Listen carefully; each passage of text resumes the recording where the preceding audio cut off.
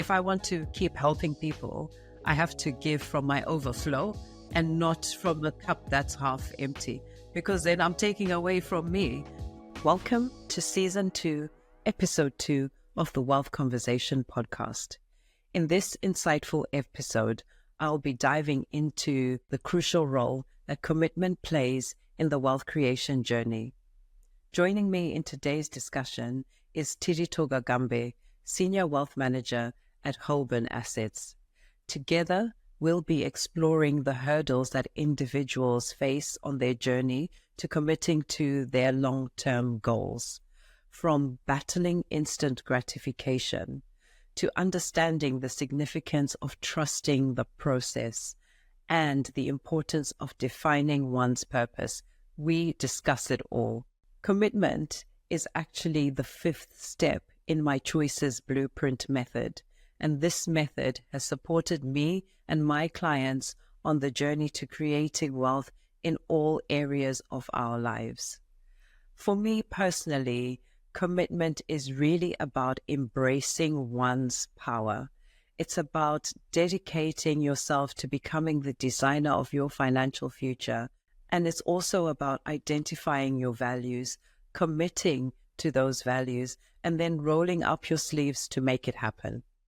Now, before we get into this episode, I would appreciate it if you would hit the subscribe button.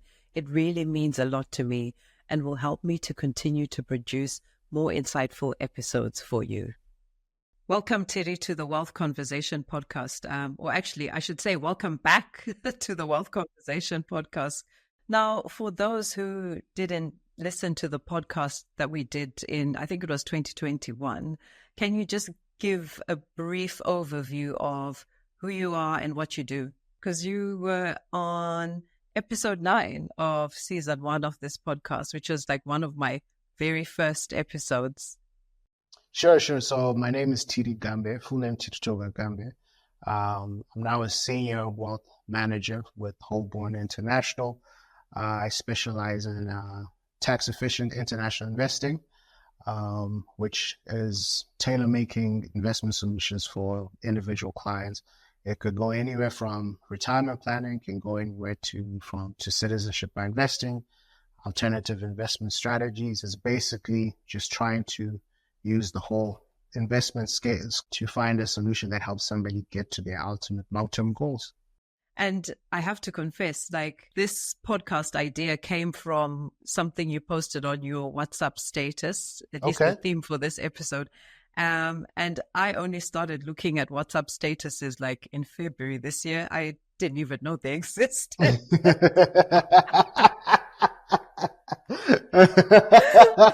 Can you imagine? I mean, how embarrassing. I mean, people used to talk about them, WhatsApp status, and I'm like, also, I think I've just got so much on that, like, it was hard enough keeping up with Instagram. And then these WhatsApp statuses, I think I've only posted twice on WhatsApp status, and it happened this year.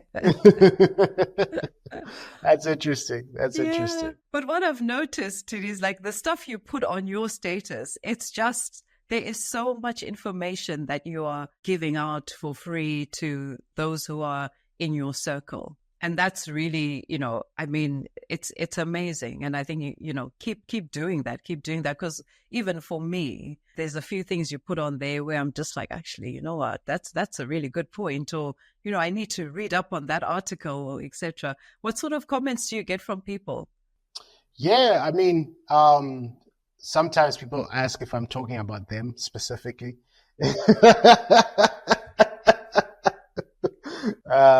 And then for a lot of people, it's more so like, oh, tell me a bit more. But typically for my WhatsApp statuses, really, like, what made me start doing them was I noticed that, especially when I speak to a lot of Africans, based on the climate in Africa, we look at investing almost like a quick fix to whatever problem. Whereas, investing is what people quickly find. It's for you to enjoy the journey. There's almost a transformation that happens. You have to also understand yourself. You also need to understand how you receive certain information. So I even have a client who's neurodivergent. And I'd never heard this term before up until like a year and a half ago.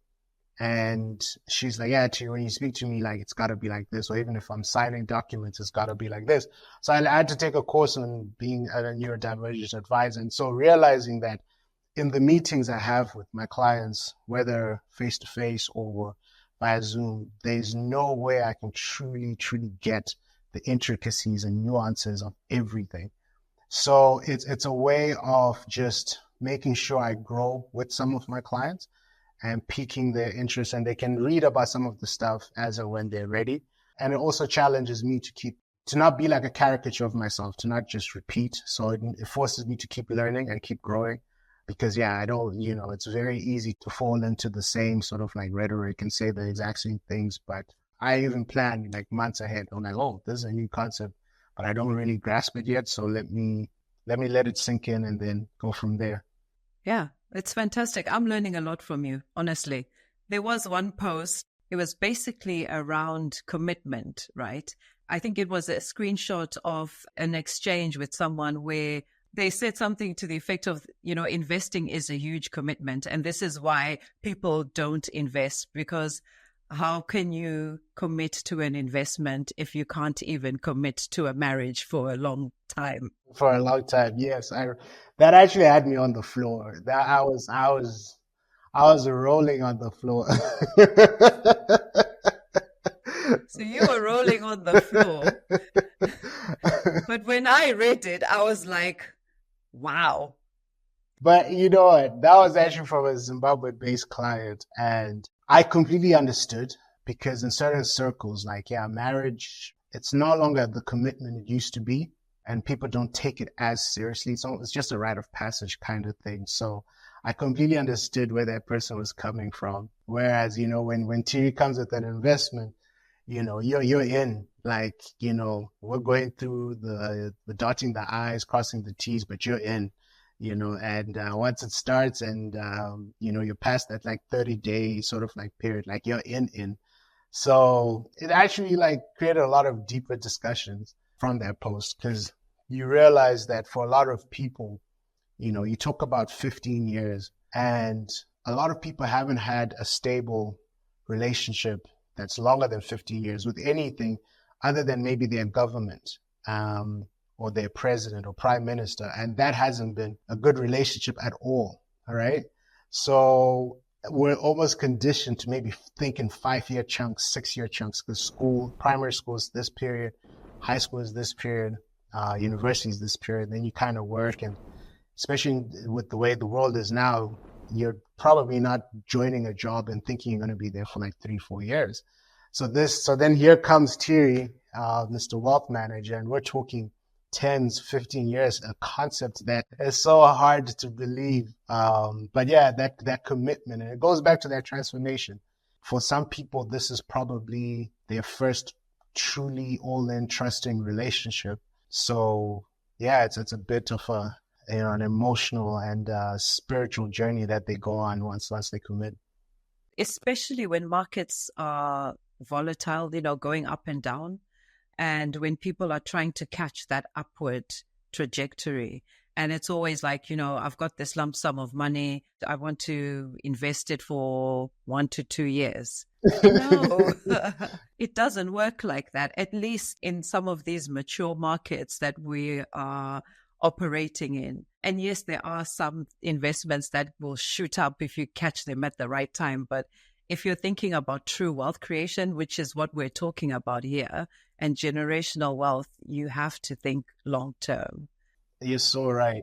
You're so right. And it's the number of entrepreneurs in Africa is changing, and there's actually more female entrepreneurs. And even when you talk to female entrepreneurs, they're thinking, this will be the thing that gets my child to school. This will get me to buy my house. This will da-da-da.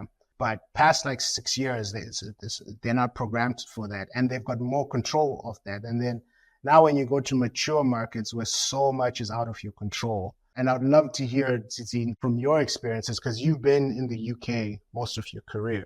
All of it, all of my career in financial services. you've been in a very, very mature market. But from somebody outside, you'd almost expect that, okay, Tsitsi's in a mature market. She's in UK. She's in one of the financial centers of the world. She doesn't run into this, but you're running into it. What do you think it is about us humans and just wanting the quick fix? It's that very fact that you've just mentioned. We're human. And you're trying to overlay the human individual experience with this desire to reach a certain goal or create something. And everyone is basing their journey on what they have gone through previously. I've had a very checkered relationship with money. And this is why I think this commitment topic kind of resonated with me, because when my parents passed away, my dad died when I was 12, my mother died when I was 17. If I had a lot of money, I was very quick to kind of give it away. Or if someone needed help, I was very quick to say, how much do you need? And I'd give them money at my own expense because of that thing, which is it seems so unrelated to money. Even the people who we all think have got loads of money and we're like, I want to have the amount of money that they have. They've all had these personal lived experiences which really impact their relationship with money. Because, as we've said, it is a relationship. Yeah. That's where I felt like maybe the WhatsApp statuses may help, because for you to break down that sort of like initial thought, to actually have a real conversation about money, and then not only understand money, then go in terms of investing. It's something that I wouldn't say I've even mastered yet in terms of my profession. And to be fair, sometimes it's very easy to sort of just lean into generational wealth because they've kind of already got such a pragmatic and objective approach to money. So sometimes it's just easy to just talk to those people. But at the same time, it's a little bit more rewarding, because some of my long-term clients, even the ones that I started with 5-6 years ago, the journey that we've been on and the stuff that we're talking about now, it's amazing. Like I've got one client who went from being deathly afraid of having an international bank account, just having a bank account outside of the continent of Africa, to having a retirement plan, to having a lump sum investing where, when you put that lump sum, Tsitsi, a 1% change, you see that, because it's it's different from your long-term retirement plan, to having that, to now going to a stage where we're planning something for their grandchildren. Over time, the way I've gotten to understand them, and also with me, because different people bring out a different side of me. But I also learned some of the responses I get from WhatsApp statuses also cause me to pause and reflect, and also conversations with people like you as well. Because sometimes it's easy to be like, this is an African thing, this is a Zen thing. And when you say I go through it, then you're like, oh, okay, yeah, it's a human thing. It's a human thing, exactly. So yeah, and it leads into behavioral finance, which for all intents and purposes is a very young concept. I mean, I think behavioral economics started in the 80s. But when you think about it, the whole concept was like when people used to invest before, they believed that as humans we're just rational. And when we see an opportunity, we're going to see it as what it is and, make decisions off that. But we don't. The way we feel about a particular opportunity is very, very much so dependent on what we're going through. And I took a behavioral finance class, and for the school project, we did a class poker game, because a lot of behavioral finance biases come out when you play poker. So one of the ones I really, really like, especially when it comes to investment losses, is if you play poker, there's a whole bunch of you, and you lose, right? So you lose this hand. The next hand you play based on the losses before. So maybe you lost like $200. You might play thinking that you've lost like $200. Whereas if you're rational, you realize this new hand, the probabilities of winning and the probabilities of loss have got completely nothing to do with the previous hand. And so that concept as well. So you find sometimes even people invest trying to make up from what happened before and trying to use the lessons what they happened before. But this opportunity is completely different. So that one is something that I think I encounter a lot of times. That takes us back to that whole question about commitment, and I'd be interested to hear from you what you think the role of commitment plays in someone's wealth creation journey, because we see it when we commit to, say, physical exercise, going to the gym or exercise, which is something I'm actually doing. I've done over 100 exercise classes, Tiri, since June last year, 3 times a week. From your point of view and from dealing with clients in the continent of Africa, in Canada and globally, basically, what would you say the role of commitment is in someone's financial journey? I'll probably say it's the biggest, because no matter what somebody is investing for, the goal has to be big enough for anything that you're going to feel. The goal is pretty much your North Star, and the goal is what gives you the motivation to keep going. The goal, what sets you out, it really, really has to be strong. And you have to be committed to the challenges, the roadblocks that come along the way. Because even through the recession, I did have clients who lost their job, were laid off. But at this point, what really gave me strength is I had clients who started out their investment journey with me in 2020. And in 2021, they got pregnant. And in 2022, they had their first child. This was now really the highlight. We'd had like a whole year of investments going down, and they're having their first child, first expenses with a newborn baby, going through all of that. But they stayed committed to their goal, right?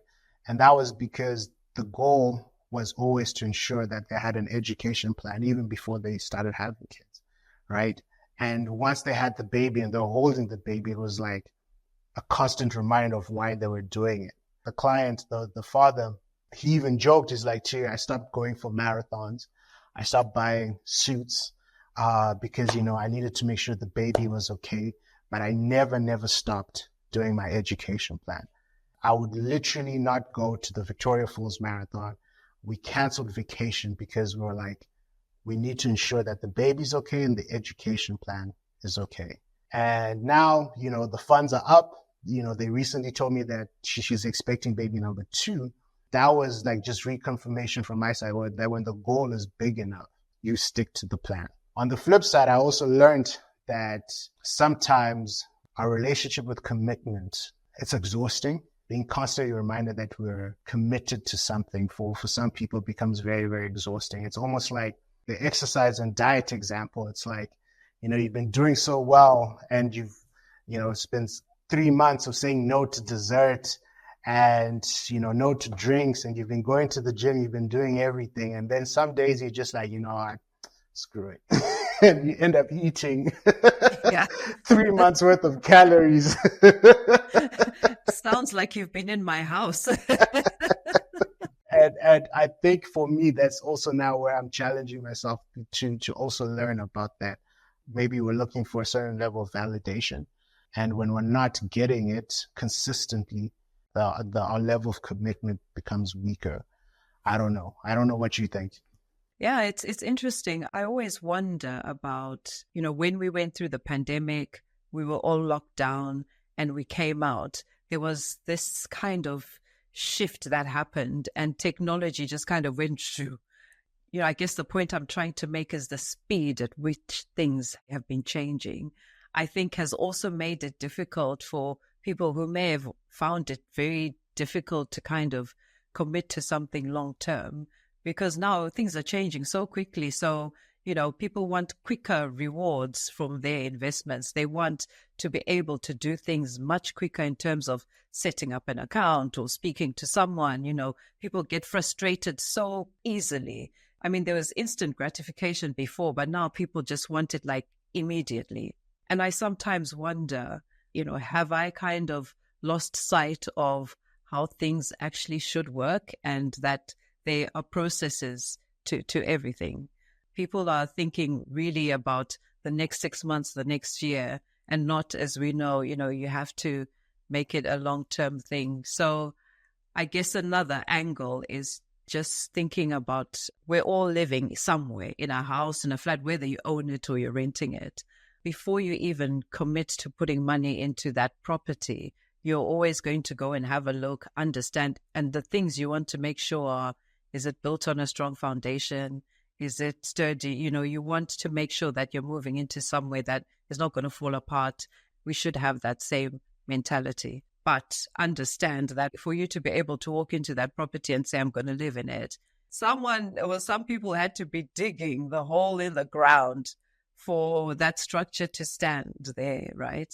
And I think investing and creating wealth is the same thing. You want that end goal. You want to have that lump sum that you're going to use for your children's school fees or for whatever it is that you're investing for. And you just have to trust that process. Trust the process. Yeah, see, and that's the thing as well. I guess it also goes back to your relationship with commitment in terms of how well do you trust the process? Because that process requires a lot. Because I know from even from my own personal investing journey, sometimes like everything else in life is going wrong, and I'm looking for that win. I just need that win. And yeah, some of the lessons that have been drilled into me since like 2006, so for almost 20 years now. There's this thing where they call it like hindsight bias. Like I sometimes literally just sit there, Tsitsi, and I'm like, you know what? If only I just bought like Nvidia instead of like Facebook back in 2013. And I start reassessing, and I literally can reimagine my life. I just reimagine my life in terms of where it could be. And for me personally, like my bias is mental accounting. So with the mental accounting biases, we don't treat money objectively in everything. So my retirement plan account, yeah, that objective is there. My regular just stock investing account, that objective is there. And my money, I can be very intentional with my money. But when it comes to like gym and gym supplements, if I walk into a supplement store, like I'm like a kid in a candy store, like I will complain that groceries, I've spent $100 on groceries. I'm like, the trolley is not even full. This inflation is bad, blah, blah, blah. But I see a protein, a 30-day supply of protein, and it's literally $120. Psh, what flavor? I don't even ask what flavor it is. I'm like, you know what? It's okay. It's okay. Is that the only flavor you have? You sure? Okay, give it to me. It's a fine. And so sometimes that sort of like my own personal goals, it's like something that's held me back quite a bit. I think it really goes back to the fact that we're all human.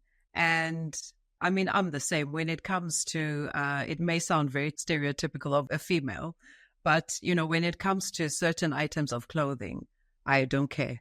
I will spend whatever. I mean, sometimes the people in my household are like, another box? What is going on? What have you bought again? But for me, I'm like, if I'm going to buy something that I'm going to wear for a specific thing, and it might be, I'm thinking, if I'm going to go to client meetings or if I'm asked to go and speak somewhere, I want to make sure I can just put the thing on and walk out the house and not have to worry about, is the shoulder going to come off or whatnot, So that's my supplement issue. My husband's got his golf thing where I'm like, how much do you spend on golf? And he's just like, he mumbles something like, don't ask me that question. But I feel like we should all have that one thing that brings us joy, but be able to afford to do it. I think it's another thing when you're now having to kind of borrow and things like that to get that fix, to do those things. Yeah. And so going back to that word commitment, I think if you have a certain plan where maybe you're putting money aside for your pension regularly every month, that's a commitment, which then gives you the flexibility to be able to go and buy those supplements. Because, over there, I'm taking care of things, if you've got a plan in place for children's school fees because you want them to go to private school, great. If you've got a plan for your everyday expenses, you're meeting your everyday expenses and you're able to do the things that will help you grow your finances, and you're making those consistent contributions on a monthly basis to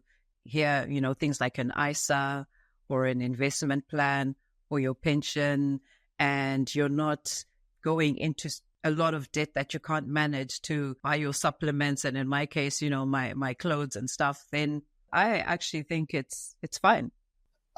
This is just my experience. I'm not saying this is a blanket, but I found that couples investing together was a very, very difficult thing in Zimbabwe. One, risk tolerance is so completely different. Even the way people relate to money was so different. So people just found it easier to be like, okay, you invest the way you want, I'll invest the way I want. And usually it was like somebody was an entrepreneur, somebody's employed. And then, but in UK, you have spousal benefits, right? Tax benefits to investing. And you find the literature that comes out of UK or countries that have this, it's very, very like almost encouraging in terms of having like relationship where there is, that conversation about investing because there is a benefit to it. So I also wonder if maybe the incentive to being committed to a particular investment goal, you do need some sort of external benefit to it. Yeah, because I know for myself in my own gym journey, I like negative reinforcement. I'm weird like that. The worst thing to tell me on a Friday is like, oh, Tiri, you're looking good. Our diet is out that window Friday night because I'm like,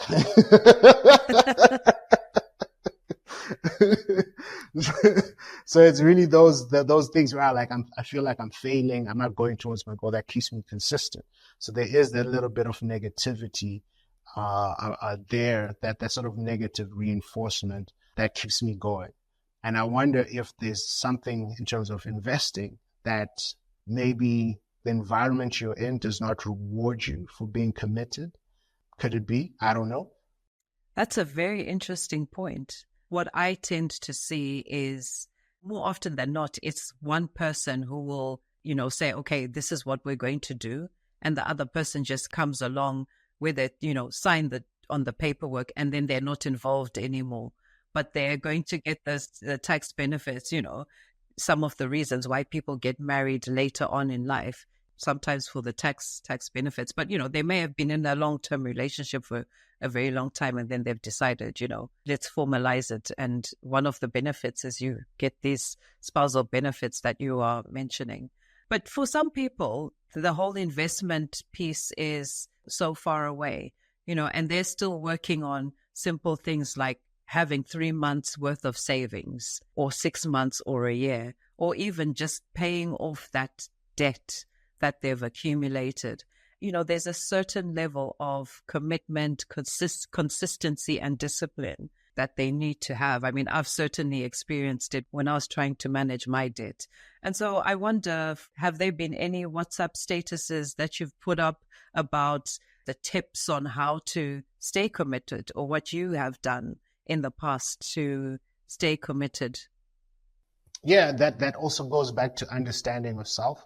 Let's be honest, for some of us, we do kind of like that validation from other people, but it's not like you walk around and to be like, hey, you're making fun of me for being so disciplined and being a saver, but look at where my investments are at.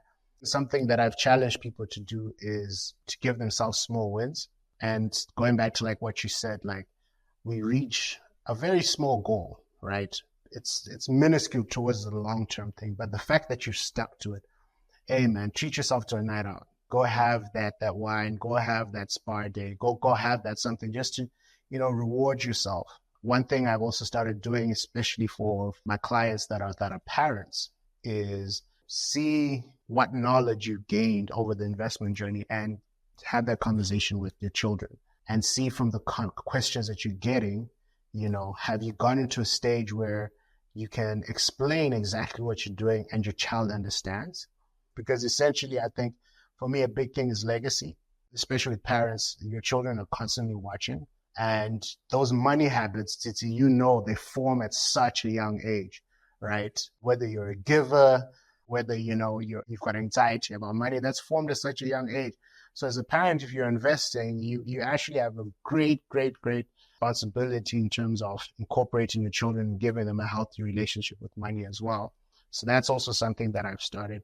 And then the other one is to really be realistic in terms of what we're trying to do. Because I find sometimes we get tired of chasing this goal because in our mind, it was never really realistic. These are the clients where you've done the proposal, you've done everything, you've explained everything, and then maybe they're getting 10% a year. It's year 3. But in their head, as much as they said, we're doing this for X amount of time, in year 3, they were going to be going for vacation in Greece with their capital capital returns, and that this secret hope that they never really disclosed to me that, Tiri, with 3 years, we're going to be doing this. But that was never realistic. And so I find that always knowing exactly what your true intrinsic goal is helps you stay committed. And that's what I try to incorporate with some of my clients. You've hit the nail on the head there. It's all about that sort of knowing your why. And as you said right at the beginning, your goal has to be so much bigger than yourself. That's when you can really start being very committed to whatever it is you're trying to achieve, whether it is building savings, having £1,000 of savings, for some of us, that's where we started. And I remember trying to get to £1,000 of savings. It took so long. It took so long. I started off saving £5 a month. And I remember when I had 500, I was like, wow, this is amazing. I'm going to get to that 1,000. Yeah. And then I got a call from people back home and the money disappeared. And I was like, well, that's it. What's the point? And it took me so long to get back to that 500 and then then cross over into the 1,000. But I had to also sort of think about, if I want to keep helping people, I have to give from my overflow and not from the cup that's half empty, because then I'm taking away from me. So, my goal is always put myself first. And the things that I want for myself are just so huge and outrageous that I need to save and I need to be investing because... Yeah, that's actually funny. My sister, the one who comes after me, she doesn't trust me with money. And the reasons are so funny because I was like you. I could, have a savings goal, but especially my siblings, if they give me a call and they need money, I'm giving them. Yeah. So my sister doesn't trust me with money because she says I'm a giver. And I'm like, like a quarter of that giving was going to you. You know what I mean?